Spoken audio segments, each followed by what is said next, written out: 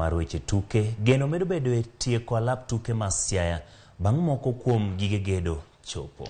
Gedo mar alapno ne ochakore higa mar 2019, kata kamano ne oduogo chung' ka osechopo kwan 70% sani. Jalup Director mar weche tuke kaunti ma Siaya John Ngawa wacho ni ka opogore kaka ne gisingo tieko gedo mar dwe mar adek higani, deko matin ne obetie, kata kamano gedo mako mach ka gibiro tieko machiegni ni.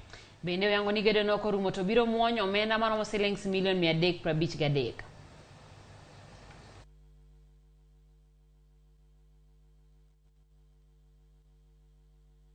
Kama chungi ni iluongo ni Siaya Stadium.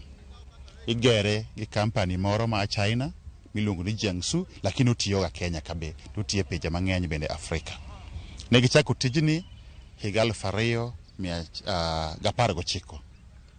Gedo ni korumo contract ma wan go sani en $488 kalokruok poro kobete.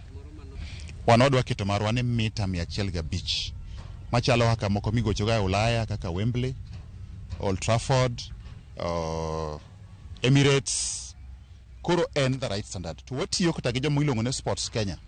Sports Kenya ni ene machik mar Kenya oyiene ong'i kaka igero pewe te e Kenya. Makugero marach to omigi thuolo mabiro wacho no mumuki.